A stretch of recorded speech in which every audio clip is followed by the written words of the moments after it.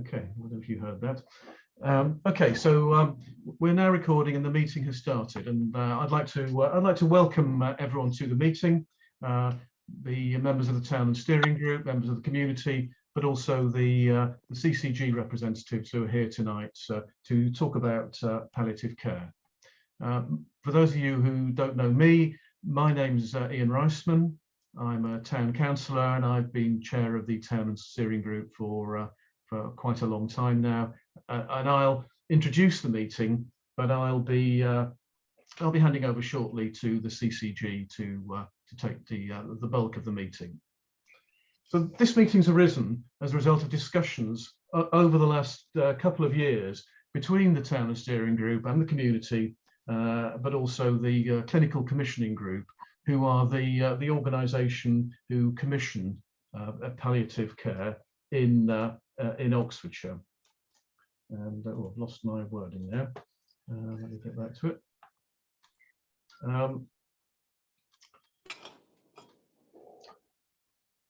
The discussions were triggered primarily about 2 years ago, when it became clear that the hospice at Joyce Grove in Nettlebed, which had been run by Sue Ryder charity for many years, its closure was announced.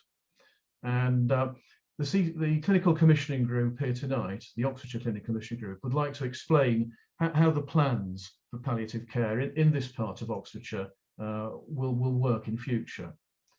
They want to explain their plans, but they also want to listen to the questions and views of the community, which you will all have the chance to do tonight. Now, normally this would be a public meeting in a sort of central location, but unfortunately, because of the pandemic, we're having to hold it online. So please bear with us all as we manage with the difficulties and the limitations of being online. But there are certain advantages as well. The issue of palliative care is one that arouses deep feelings and passions, and I know many people care deeply and have come here to express their views. But please, can I impress on everyone, please be polite, please be patient, and listen to each other, and let's make sure that there is respect all round. The clinical commissioning group are the presentation by them and the question and answer will be led by Dr. Ed Capobianco, and I'll introduce him shortly, and he'll introduce the people who are here from the clinical commissioning group. So he's going to give a presentation which will take about 15 minutes, and then questions from us, the community, will be possible. I've already got a few pre-prepared questions that people have asked in advance, which I'll ask. And if you have questions that you want to ask, please can you post them in the chat room that's available as part of this Zoom application. Put them in there, and I'll read them out to the members of the clinical commissioning group to answer. And at the end, Councillor Stefan Gafashak will give a brief summary of the campaign that they're running, which is to ask Sue Ryder to re-provide a hospice within South Oxfordshire to replace those inpatient beds that we lost in Nettlebed last year. So thank you everyone for listening to that, and I'd like now to hand over to Ed to take over and do his presentation and take the rest of the meeting. Thank you, everyone. Thank you, Ian. So thank you for that introduction. So as you said, my name's Dr. Ed Capobianco. I'm a GP in Goring and Woodcote medical practice, so in the south part of the patch of Oxfordshire, and I'm also the clinical lead for the commissioning group for urgent care and also end-of-life care as well. Joining me tonight, we also have Pete McGrain, who's the clinical director of the Oxfordshire Community Services for Oxford Health, and Diane Hedges, who's the Deputy Chief Executive for the Oxfordshire CCG. So these we'll all be talking at various points through the slides that hopefully you can all see in front of you.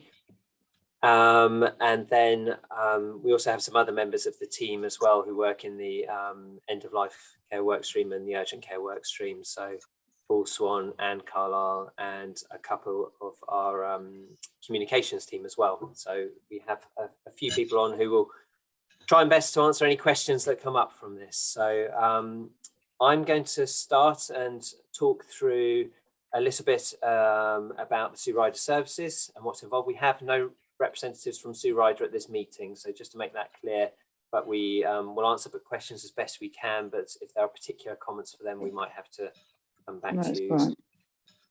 So if we can get started with the next slide, thank you. So palliative care in South Oxfordshire.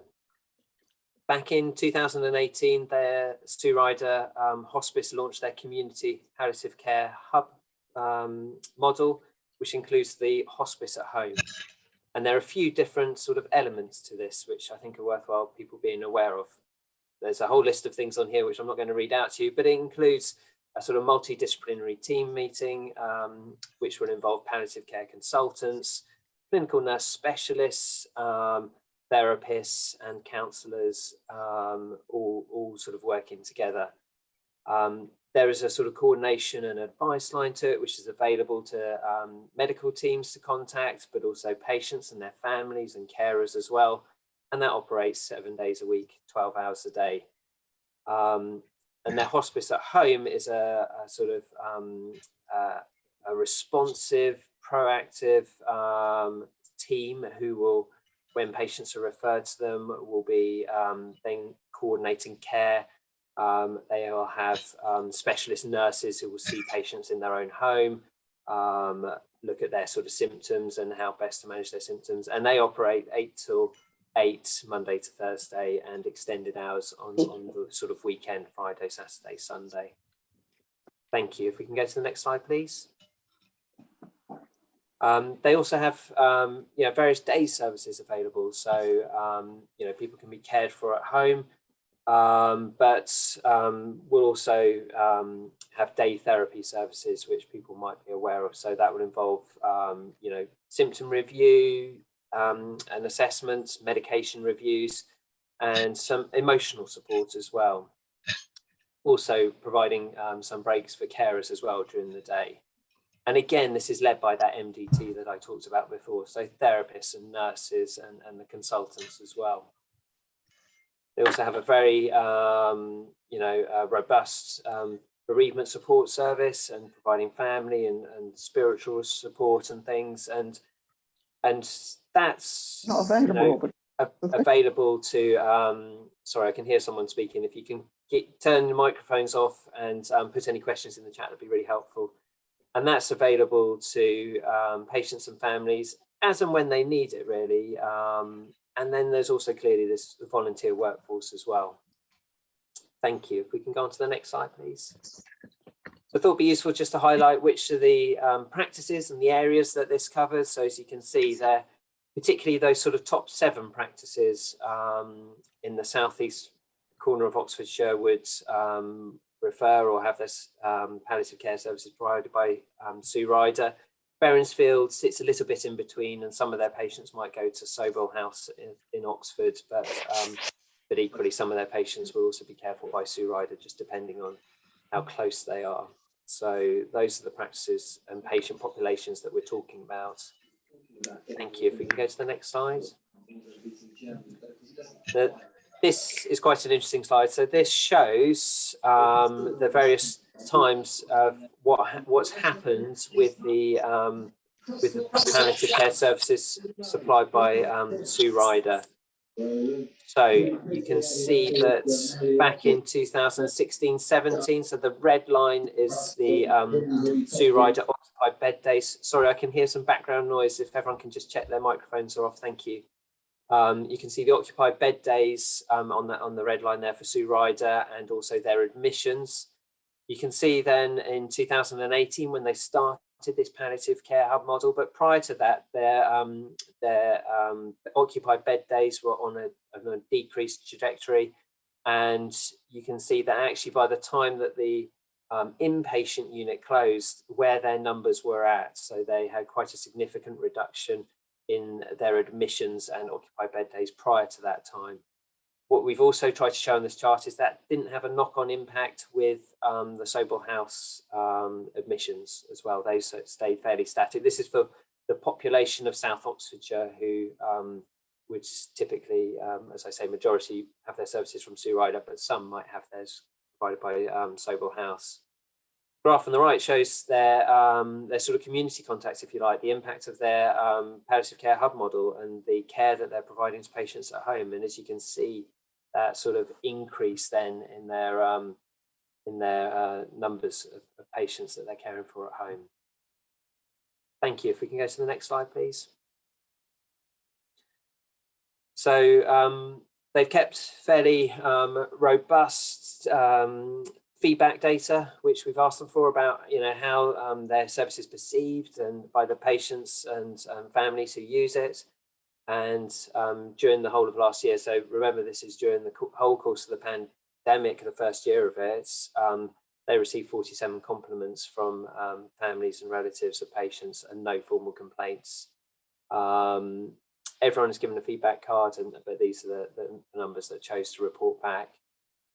There've been no negative feedback experiences in the last 3 years, so relating to Sue Ryder that have come through to the CCG. There's been no clinical incidents that any GPs have reported relating to Sue Ryder over the last 3 years either, or any serious incidents. And the preferred place of death for patients achieved more than 90% of patients on the Sue Ryder caseload had their place of death in their preferred choice. So quite high numbers, quite a very high proportion there. So I'm now going to hand over to Pete, who's going to talk to you a bit about the RACU service and model and also the Wallingford Community Hospital. So if I can hand over to Pete. Yeah, thanks very much, Ed. Can I just quickly check actually that you can hear me okay? I can hear you fine. Fantastic. Okay. So thanks very much. As Ed said, I'm the clinical director for the community-based services with Oxford Health, and we provide services in Henley, including the RACU model, the GP out of hours minor injuries units. And the RACU, as many of you, there's some familiar faces actually on the call, so many of you will be familiar with this as the model which we set up a number of years back now, which is dedicated to trying to provide a viable alternative for admission to patients to the acute hospitals up in Reading by focusing upon what's termed as ambulatory care. So really this is care where you try to ensure that we keep people in their own homes where at all possible, but where they need additional assessment and additional sort of diagnostic assessment, which is sort of beyond what would ordinarily be delivered within general practice, and it operates in this sort of mid-ground, if you like, between the acute and acute hospitals and general practice. And we've been successfully running the model down there now for a number of years, and Ian, Stefan, and colleagues actually will be very familiar with its origin. The patients are referred to it from a variety of different different areas, but primarily from local general practice. But increasingly, and this is an area that we will be wanting to develop further, is having the ability to pick up referrals from paramedics, from our district nurses, hospital at home teams, for instance, to increase the numbers of patients that we're seeing through the unit. Now, there is no doubt at all that the last 18 months of the pandemic have really affected that. And it's affected it primarily because the call upon the service to ensure that the geriatrician support was back in the in Royal Berks to deal with the pressures upon the acute trust did affect the access or the service that we could provide within Henley. So there's no doubt there's been a bit of disruption for the last 18 months, but we're coming out the other end of that and now starting to re-establish the service and to build it back actually to what it was just before. But the strapline at the bottom really is the one which is the one to focus on, which is about really trying to provide this one-stop shop, if you like, where there's a holistic service that gives us the ability to undertake complex frailty assessments for patients in the same unit. So it's open between 8 and 6, Monday to Friday.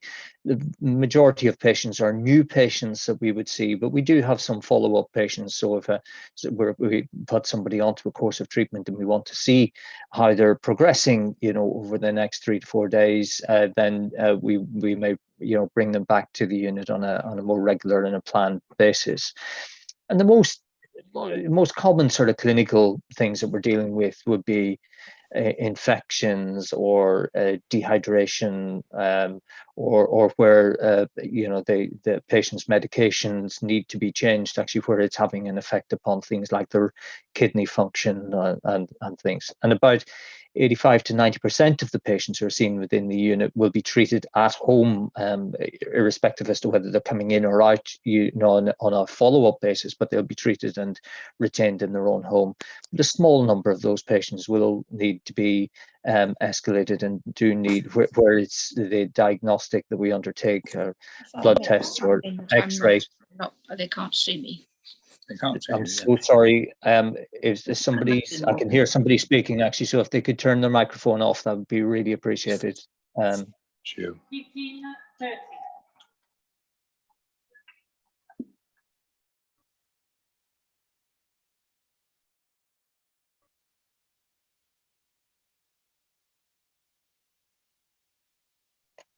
Sorry, I'll just check. Can you still hear me? Okay. I can now. Yes. You can now. Thanks very much.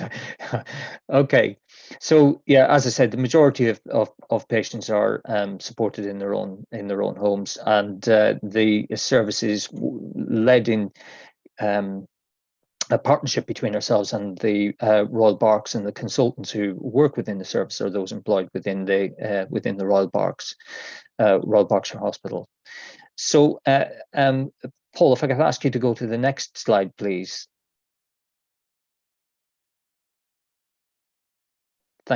Thank you. So, as I said, there are a number of 4 beds that are currently commissioned by the clinical commission group, which are sort of as part of the RACU offering within Chilterns Court. I have to say that the focus has been so much upon trying to keep people in their own homes and deliver ambulatory care as a default. The number of times that we've used those beds are really very small. So I think it's 86 bed days used between April 2018 and March of last year, where clearly there's been some of the disruption that I've mentioned before. So our view, strongly supported by the clinicians within the RACU, is that we're confident that if those beds weren't available, that it wouldn't adversely affect patient care at all. We would continue to do exactly what we would do, and moreover than that, actually our plans really would be to look to expand what it is that we're doing within Townlands, by providing much more or greater focus upon sort of same day or access to same day emergency care, increasing the amount of referrals that we can take from the ambulance service, and looking to increase the diagnostics that we can deliver at the site. But much more importantly, I think, is that we would like to be moving away from the focus upon what were the traditional CCG commissioned borders, but a focus on what makes sense for the local population. So that might mean that people on the opposite side of the river, are able to benefit from services there in a way that we wouldn't have necessarily been doing beforehand. But Diane and colleagues actually can speak a little bit more to that. Paul, if I'll ask you to, if you wouldn't mind just moving to the next slide, please. Thanks very much. Okay, so the proposal that we have is a sort of a 2-stage proposal, but that what we would do in the first instance is to use 2 existing side room beds in Wallingford Community Hospital, and that the second phase being really to build upon that, put some capital works behind that, and to build a much more bespoke area, with sort of more ensuite sort of facilities, and to make the environment much more sort of conducive to what people would have expected within the traditional hospice setting. Now, I have to say, this is based upon a very, very similar and really successful model that's called the Rainbow Rooms. It's used down in West Berkshire in Thatcham Community Hospital. This works really well. We spent quite a bit of time in discussing the model and working it up with colleagues within Thatcham, and their advice to us is, you know, when you get the care right and you get the quality of care right, that's the bit that makes the difference. So whilst the environment certainly has a part to play, all of our emphasis should be upon getting getting the care and the standards of care right in the first instance. So this is, as we've mentioned before, a very close collaboration between ourselves and Sue Ryder, particularly with their hospice at home service that Ed has described earlier. Wallingford is as a site, it could be used to, you know, if the needing arose, to increase that, so we can use the bed base more flexibly, you know, there to increase where the need to arise, and clearly, and our colleagues actually within Berkshire, you know, described this to us.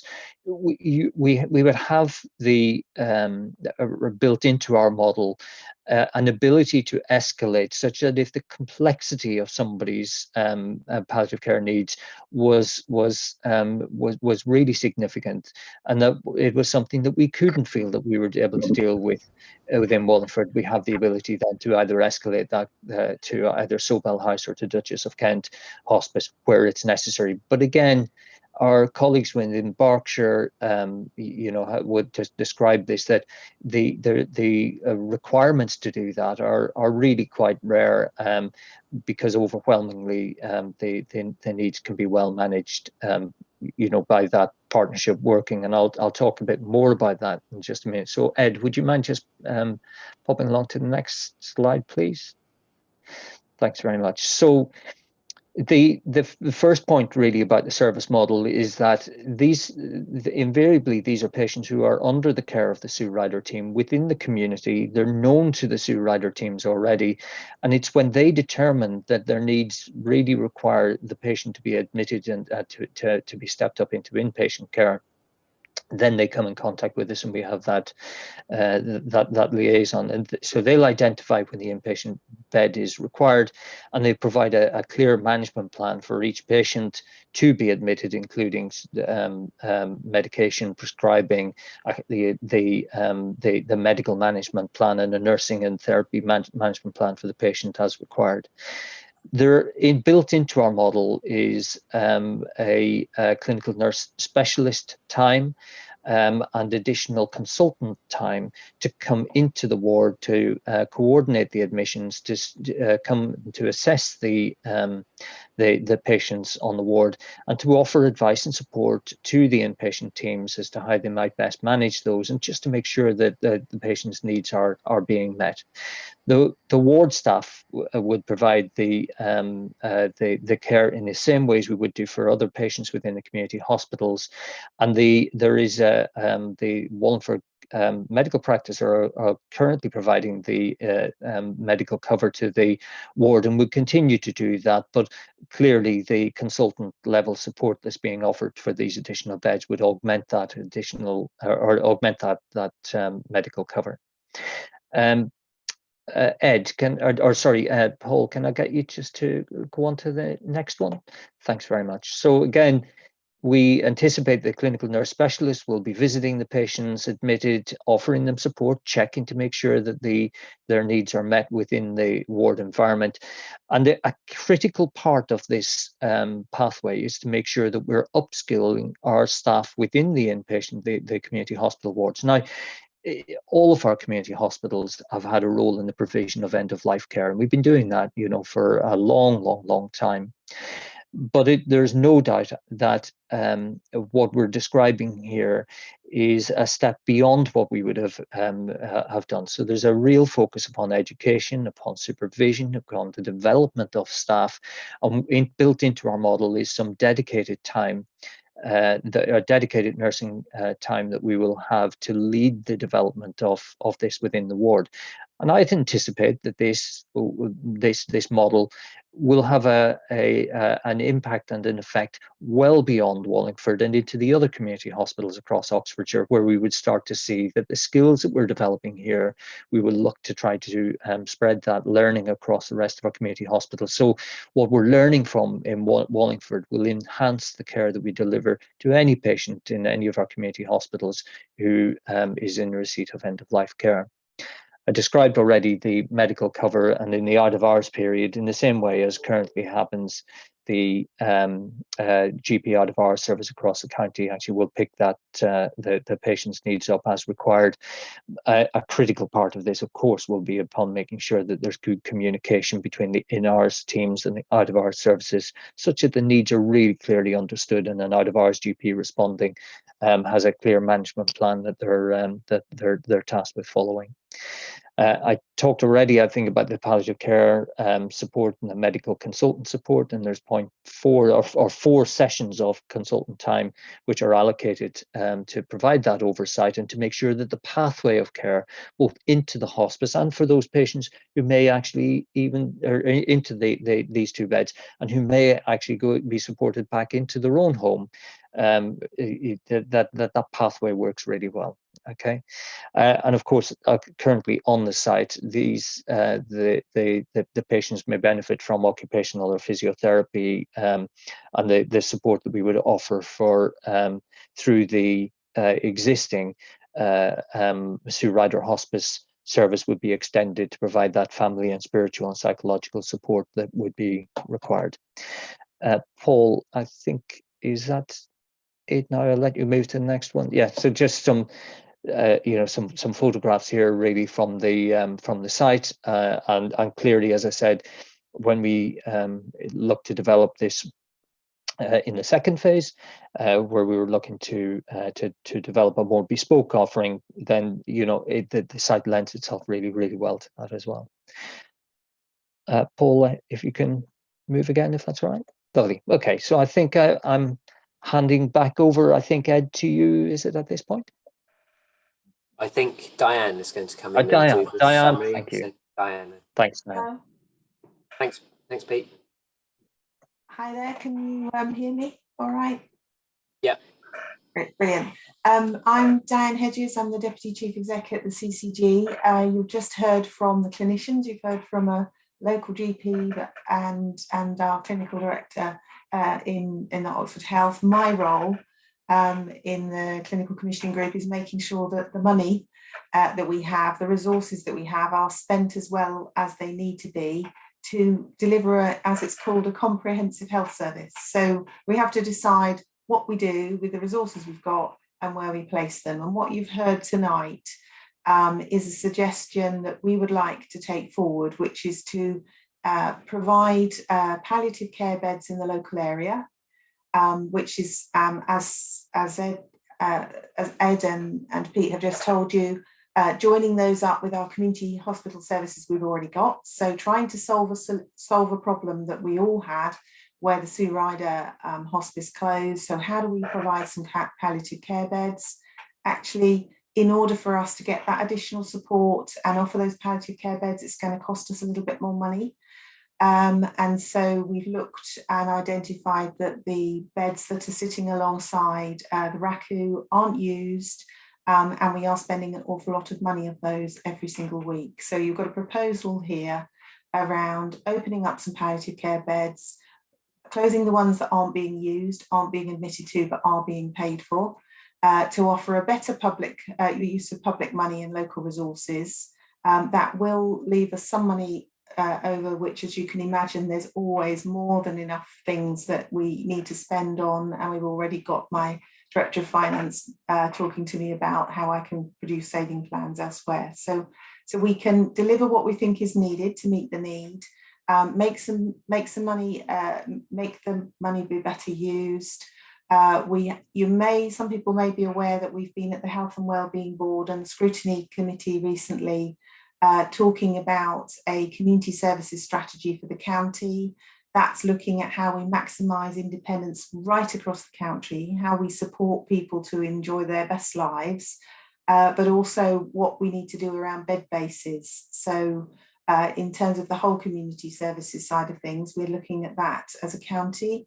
And what we can do is use that piece of work to tell us whether we will continue in the long term to justify the capital investment that we want to do around Wallingford to get the 2 beds there. So the whole process of this is looking at getting this in place, showing the model works, making sure we're meeting palliative care needs now, and demonstrating that that's fit for and in line with the future.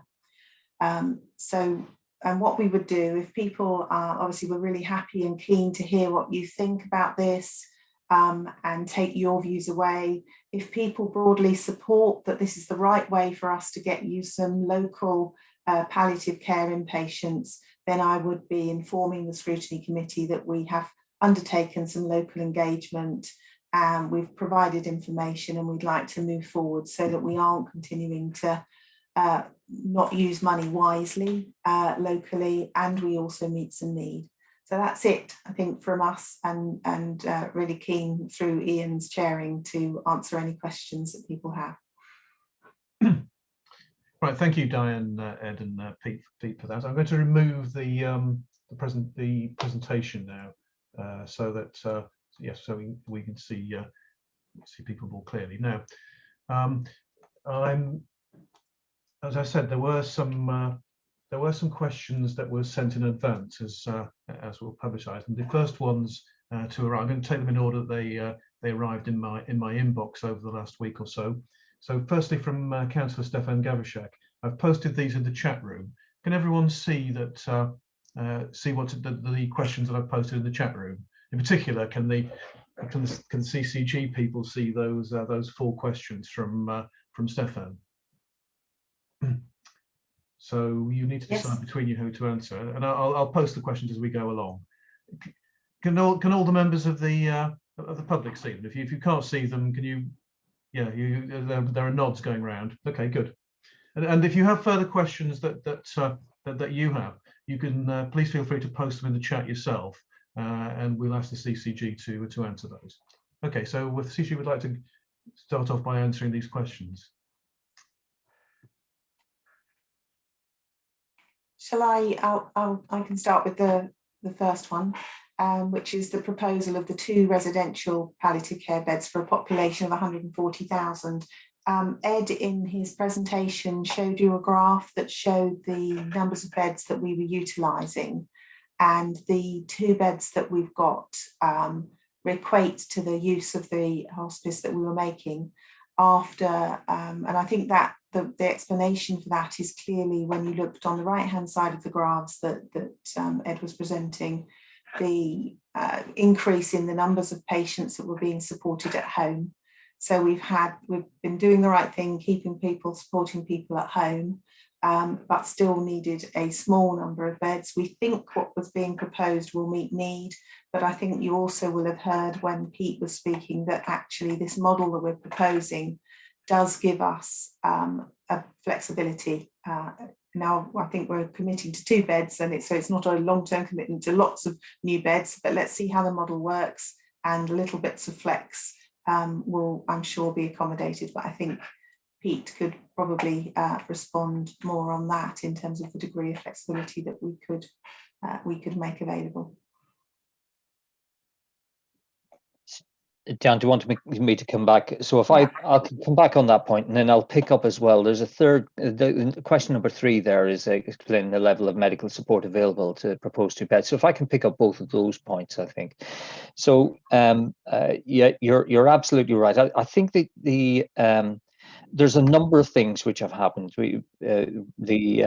Sue Ryder would be better explaining their model, actually, of their hub model actually within the community, but there's no doubt actually that they have significantly enhanced the amount of support that they're able to provide. And there are, I guess, actually, that there's 2 things that affect actually one's decision making as to where one wishes palliative care and end-of-life care to take place. But fundamentally, I think my clinical experience, it's the confidence that you have that your needs you're going to be met, that there's that your symptoms are going to be controlled, and that you're going to remain comfortable. And I think if that's able to be met, then that's the primary focus for patients. And increasingly, I think we've worked in as our community nursing teams and our end-of-life matrons across Oxfordshire have worked really closely with Sue Ryder whilst they've had this model in place. And my personal view is that they've done a really good job actually at providing that service and enhancing the care in a way that is able to give patients and those families that confidence that needs will be met. So the beds bit, we currently have 18 inpatient beds within Wallingford. There is the ability, within the site, there is the ability to expand that. I think I will go back actually to what I mentioned within the chat, is that the experience that we've had from colleagues within Berkshire who've been doing this now for a number of years is that when you get the quality of care right, you get the standards of care right, you get people who are who can are looked after with care, respect, and dignity in the right way, the actual bed that they're in starts to take slightly less of lesser importance. So we're really focused and utterly focused upon what we feel is the importance. There's no point in having a wonderfully plush environment and getting the core standards of care wrong. So we're clear actually as to what our priority is there. So we are able to flex that bed base, and we do currently. We use the flex that bed base in line with need, and have done for many years. And I'm very confident we will continue to do the same. Again with this. So we're clear actually about where we're starting from, and we're clear about the partnership arrangements that we've got and the cover that we require from the clinical nurse specialist and the medical cover that we will be taking from the consultant who will be providing in-reach support within the hospital.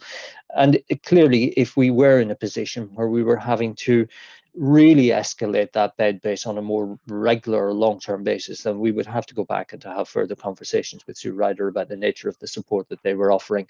Currently, I feel very confident that that level of support that we've got within the package will be adequate to meet the needs of the patients that we've got and some. So I'm not anxious from a clinical perspective, actually, if we were having to increase that bed base by 1 or 2 as needs arose. But clearly, we also need to do that hand in glove with our local medical cover within Wallingford practice and who provide the medical cover. I think that's probably all I can say about that. Dan, shall I hand back to you now? On the second part of the question about polling, it's also been asked by. Oh yes, sorry, you're absolutely right. Yeah.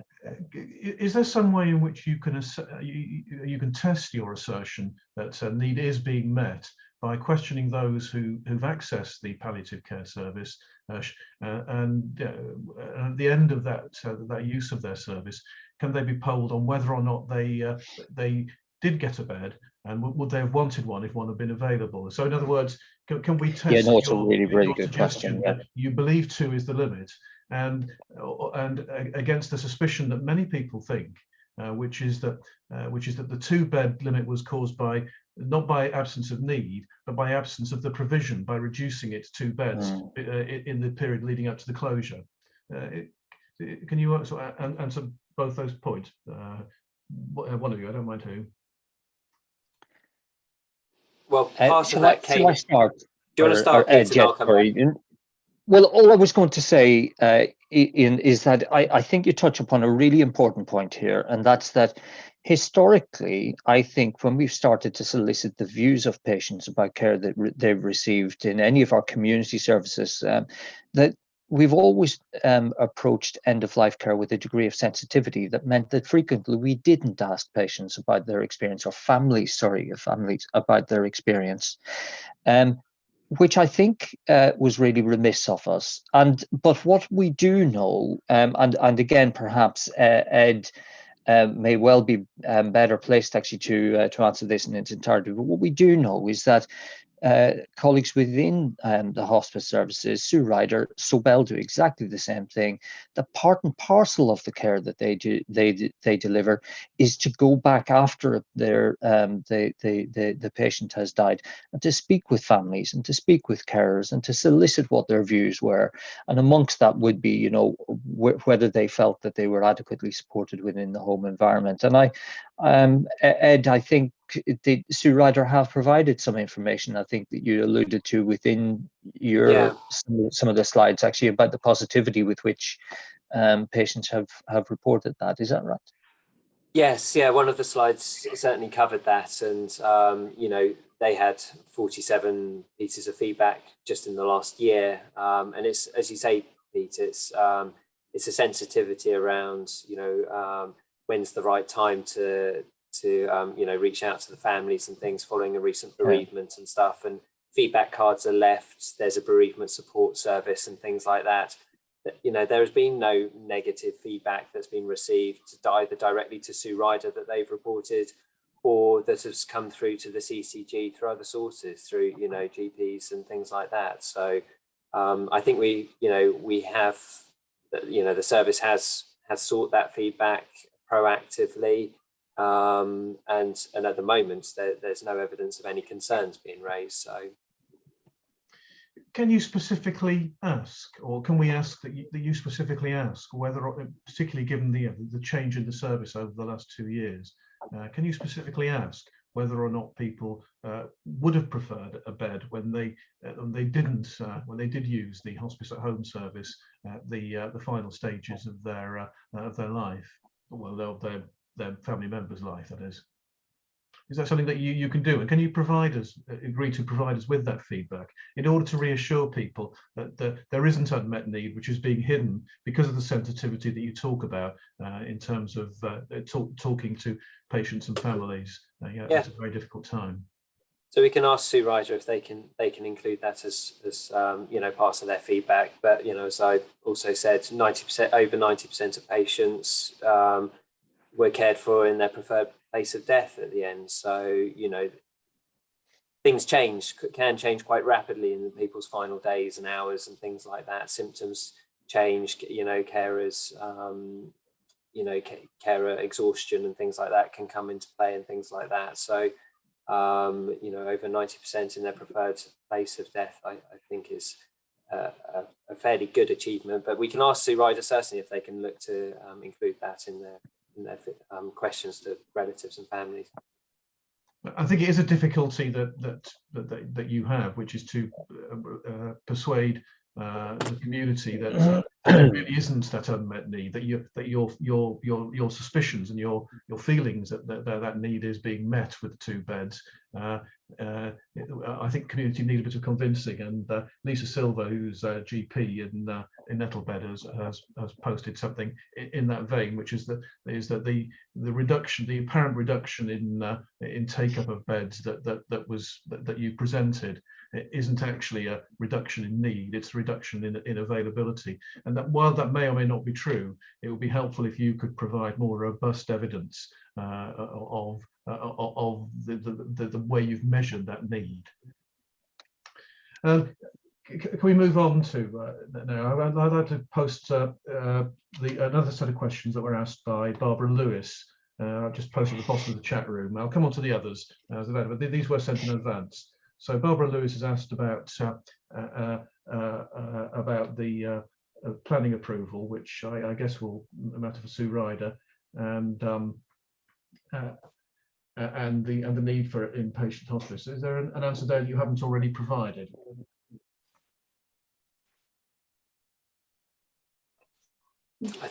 Sorry, Ian, have you put that one up? Yes, I've just put that one up. It's just in the chat, yeah.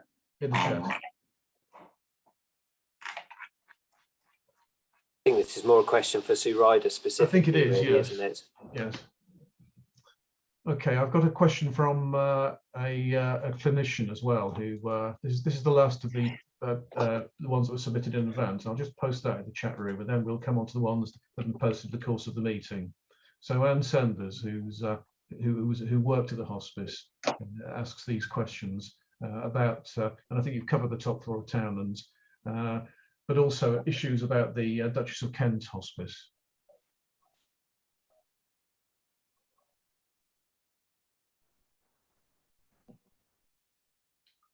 So one of the arguments that was used when the hospice in Nettlebed closed was that beds were available outside of the county at Duchess of Kent, and there's a question mark over the availability of those beds. Firstly, in general, and secondly, whether or not Oxfordshire patients have to wait for a suitable gap to arrive and are behind the queue for Berkshire patients, for example.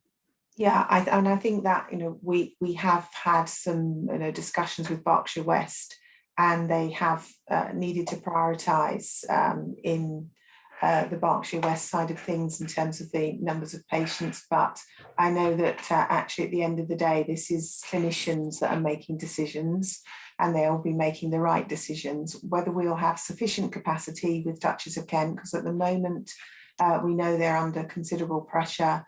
They are not open to admissions at the moment, and they have only 5 beds open, which we may see some challenges to going forward. So I think it's a good question about whether Duchess of Kent has sufficient capacity, and I don't think we can be planning on the Duchess of Kent capacity in the immediate future. So I think we are looking to propose this, which gives us a solution for south of the patch. It gives us the flexibility, and we will continue to work with Sobel House as well, who are committing to support us in the position where we can't use Duchess of Kent, which we've done before. So it does give us some options.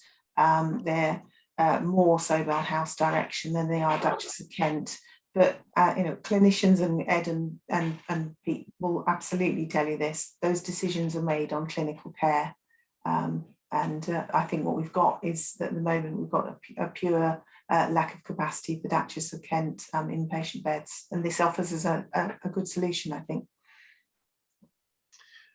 Can we come on to the questions that have been asked? Because we haven't got that much time left. So Catherine Notoris asked about what will you provide in the day centres for inpatients and outpatients, and where will they be?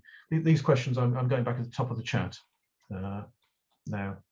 So the day centres themselves, the day centre itself. I mean, formerly there was a day service provided in Joyce Grove at Nettlebed, and I think as a result of the pandemic, that is now provided as an outreach service rather than in-reach.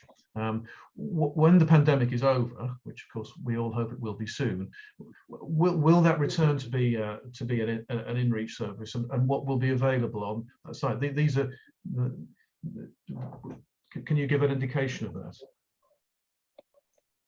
I think yes, where they've had a sort of previously a day centre operating that people could attend, on a weekly basis or whatever was needed. At the moment, that's all virtual, but they say patients who can't access it but need it, they will visit those patients at home as part of their hospice at home model. They will look as soon as the pandemic allows and everything else to restart. So this is Sue Ryder, we're talking about, who aren't here at this meeting, but they will look to restart that sort of outpatient day centre model, which I'm not exactly sure on the location of it, whether it will be out of their new location in Preston Cromarsh, or whether they will seek some rooms in Wallingford's Community Hospital or something like that. But yes, they are aware of that and will look to do that, but it's just a question of timing and when. So at the moment, the services are available to people now. Yeah. There isn't a physical location at the moment where that could be provided when the circumstances of the pandemic allow. I think that was behind the question that was asked, and I think I've heard other people ask the same question about the data. So we think it will be provided at the Cromarsh hub, which is where they are now located. That is where that's where all their clinicians and services are. That's where they all sit at the moment. So that day centre therapy services and things will be provided from the Cromarsh hub. I think there's a question mark over whether there's room there. That's the thing that we'd like to know. Yeah, I think people are nodding. There's one. Yep. Okay. Ian, can I pick up on one point actually? There's a really important question that I'm keen that we don't overlook actually, which has been asked by Anne Saunders in the chat. And it's about, I think she raises a really important point actually, which is about the specific care in the overnight period when patients have, issues such as terminal agitation, or where the unpredictability of one's decline occurs in the overnight period, and the speed of response that's required. And I think this is a really important point. In some ways, it's kind of unrelated to the discussions about the use of the beds, except to say actually that the availability of the bed may well help some of those patients. But I think we wouldn't be looking at this in isolation to the other services we want to enhance and provide within the community, particularly enhancing the overnight hospital at home care that we deliver. And we're absolutely aware that the more proactive care that we can put in place, the better for this patient population. But the unpredictability of one's final hours can often mean that even the best laid plans, can change. And that's really where we want to be enhancing our hospital at home provision to be able to get out speedily to attend to patients' needs. So I think all I wanted to pick up upon for Anne actually is completely recognise the really important point that you make, and we would only see this as being part of a partnership of the ongoing, or the other work actually that we have through other services available within our community too. Eva Rickett asks a very interesting question about people may choose to use the hospice at home service for quite a period of time, but they may either need respite, or they may, towards the very end of the patient's life, need to use a bedded service. So it's not a simple measure, it's not a simple choice that patients would exercise that's permanent about whether to use the hospice at home service or whether they require an inpatient bed. And but if there isn't a bed available, they'd be stuck with the hospice at home service if there is, and that would represent unmet demand, which might be hard to measure. Yeah. And in particular, of course, respite care is different from as well, because respite care gives the opportunity for the family to take a break. Yeah, I mean, we do need to be aware this is the specialist palliative care elements where there is complexity of pain management and other aspects. We're not talking about all of the end of life care. And people are raising questions in the chat box about whether people would prefer to die at home or somewhere else. And there is research which does show the majority of people would like to die at home, but there are still a significant proportion, around 20%, who would like to not be at home. And when Ed was talking about the people dying at home, we're always saying it is your preference. We're taking into account your preference. It's not the preference is everybody has to take that option. So I just think we need to be careful when we're talking about end of life care.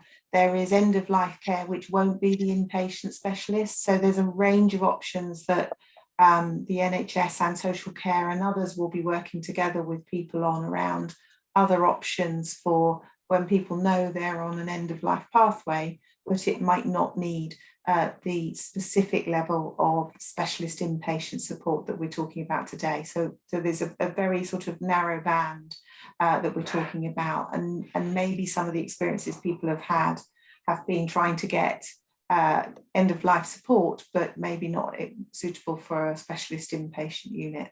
But it's never going to be an exact science, this identification of demand. And I think what we're proposing to you tonight gives us the best way of giving you a local service and some flexibility, and we can learn from it, we can see, and we can take on board the questions you would like us to get Sue Ryder and Oxford Health to collect as we're doing this, so that we do understand if there is some latent unmet demand. At the moment, we don't have a solution for that at all, and I would like us to at least offer some support. I think if I can try and summarise, because we're getting to the point now where the meeting is perhaps needs to draw to a close soon. But it's clear that the community do feel that we lost beds 2 years ago, nearly 2 years ago, well, 18 months ago, and replacing them with 2 is better than nothing, which is what we've had since then, and that's not unwelcome. There remain concerns that I mean, 7 or 8 years ago there were 12 beds there at Sue Ryder being used, and that need won't be wholly met by the hospice at home service and the other services that are provided. And we clearly want both reassuring that you are assessing the need correctly. We'll continue to assess the need, and we'll continue to adjust the service in order to meet any unmet need that you can measure. And it will be helpful if you could share any information you have. The one specific, one of the specific suggestions that was made is to poll those the users of the service, of the palliative end of life service, on whether or not it met their needs and the first preference of their needs. And that's not to say that the service that they got was poor or wrong, just that it wasn't their first choice. And I think we would like continuing reassurance about you keeping that under permanent review. It sounds like you are, but that is the area of concern here. Has anyone got any further comments they want to make before we draw this Q&A to a close? I'd like to thank all those who did. Can I just answer the question? There's a couple of comments about using Townland's hospital. So I'd just like to say we are actively working with the Rob Arcs and Oxford Health around how we make use of the space. We've had some success in bringing more outpatients in, so ear, nose and throat outpatients are now using the 3rd floor, and we think that will continue. So we're actively looking at how we use the space in Townlands to see the most patients that we can. So there will be more outpatients coming to Townlands Hospital, and when we heard Pete talking, he was talking about how we can use flexibility in the other inpatient beds, and that flexibility is because you've got 18 beds together. The difficulty of having an isolated set of beds in a Townland space would mean that it would have difficulty in resourcing, staffing, keeping it safe, resilience, all of those things. So actually what we're thinking about is much more use of the RACU, as Pete said, and also outpatients, so we can serve the maximum number of patients and meet needs more locally. Councillor Reisman, hardly speaking. Hello. Hello. Can you post your question in the chat room? It would be simply a question. But we have reached. It's nearly 7:30 now, and we did say the meeting would last until then. And to finish off the meeting, I think it follows on from the point Diane was just making about having economies of scale and a sufficient size of unit in order to deliver it in a viable way. And this is something that Sue Ryder mentioned to us when Stefan and I met with them a couple of weeks ago. And Stefan will now talk about how he is trying to engage and work with and persuade Sue Ryder to do something that's a lot more like a modern replacement for the service that they previously provided at Joyce Grove. So, Stefan, would you like to briefly talk about that, please? Hello, yes, Stefan here, and can you see me and can you hear me? Yes. Yes. Right, okay, because I disconcertingly can't see myself on the screen, but never mind. That's probably a bonus for me. Yes, I just want to just broadly for 3 or 4 minutes actually explain what I and others are trying to do in the campaign for the palliative care beds. The first thing I would like to say is thank you to the OCCG, thank you to Diane, Pete and Ed for actually putting on this tonight, which has been very, very informative. And I will also say, before I start, thank you to the clinical care that Sue Ryder nurses in the hospice at home actually give. We know full well that when families, relatives and patients are going through the end-of-life palliative care process, you have to forgive that particular word, the care given by Sue Ryder nurses at the home is absolutely and utterly first class. So our beef is not actually with the Sue Ryder nurses and not with the OCCG. It is actually with Sue Ryder as an organisation. We met with Sue Ryder, Ian and I met with Sue Ryder a couple of weeks ago, and we had an hour-long meeting. And we have asked Sue Ryder to come to one of these meetings so that they can actually meet with the members of the community in South Oxfordshire, so that residents of South Oxfordshire can actually put questions to Sue Ryder about the way that they have handled Joyce Grove, the closing of it, and also to explain the wonderful hospice at home service that they provide going forward. Ian has already touched on the day service. The Crowmarsh site is not big enough for the day services to happen.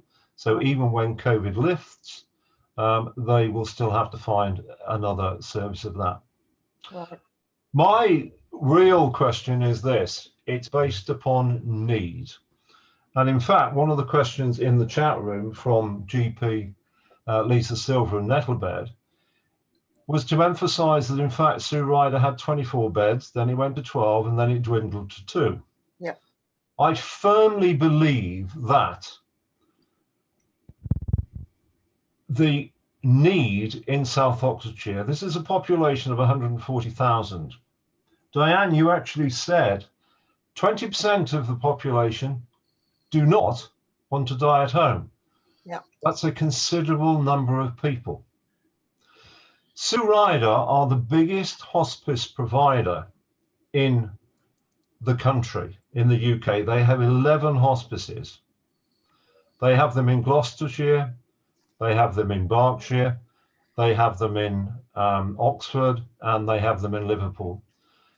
May I ask the OCCG and also Sue Ryder, the blindingly obviously question is, what is so unique about the residents of South Oxfordshire? They are so healthy. They go into death in a very careful way that they actually do not need a residential palliative care unit in South Oxfordshire. I welcome the 2 beds at Wallingford. My assertion is it is not enough. We are talking about from Oxford to Caversham, from Oxford to Henley, from Caversham to Tame, that whole lump does not have any residential palliative care.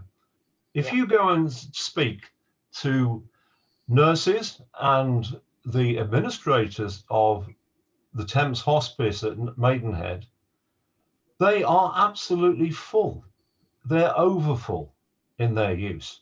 And my assertion is, what is so unique about the health of South Oxfordshire residents that they don't want this? And in fact, clearly they do.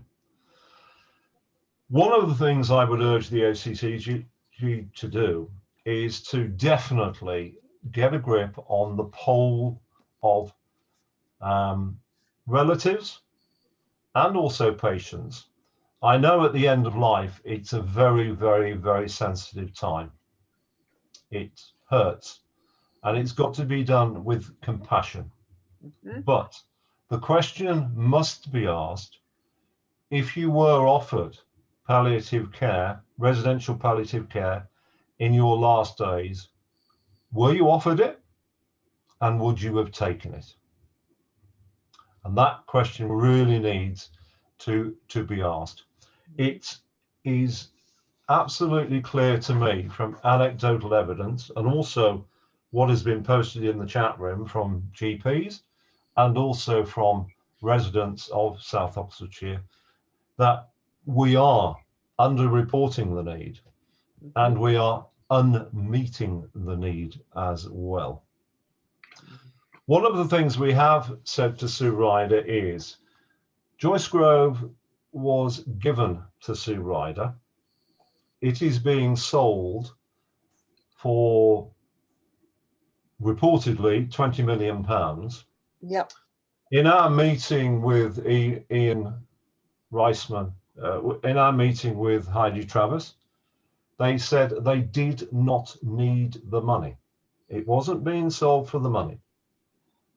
So therefore, it's my assertion that because residents of South Oxfordshire have raised so much money with legacies, with the Henley Half Marathon, the Sue Ryder fireworks, the sales that happened at Sue Ryder, which every month coined in £30,000, Yep. that Sue Ryder have a moral duty to actually put some of that money back into the community. Along with Tony Hardy and myself, and Tony Hardy's son actually died in Sue Ryder, we have asked Sue Ryder to either gift to a trust £5 million of the £20 million so that we can actually build a new hospice in South Oxfordshire.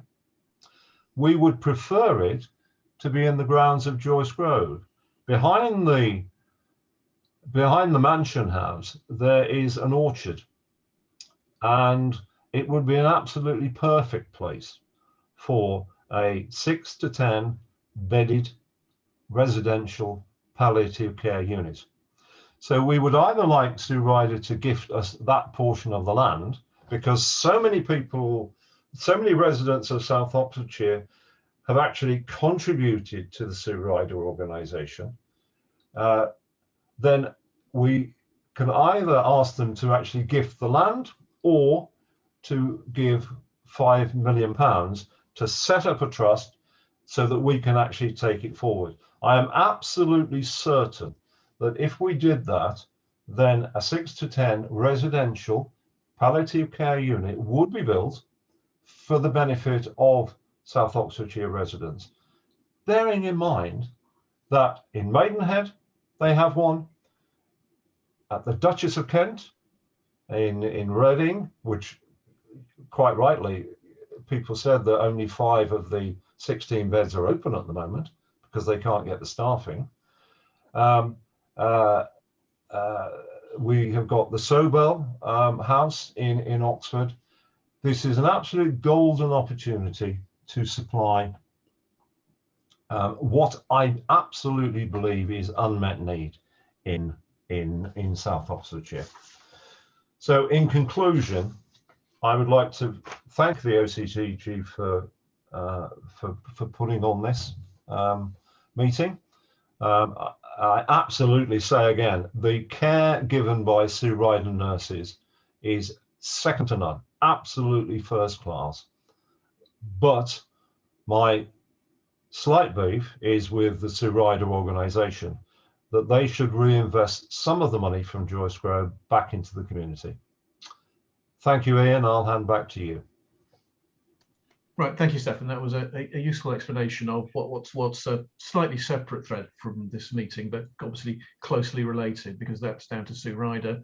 And today we have listened to the views and the plans of the clinical commissioning group on how they want to move forward in the next few months in providing the palliative care that they've assessed as needing. And I'd like to thank the CCG for coming along and explaining that and listening to the questions. I've kept a record of the questions, and there'll be a recording of this meeting made available, and the CCG will publish that, I think, on their website, and I'll let people know when and where that is.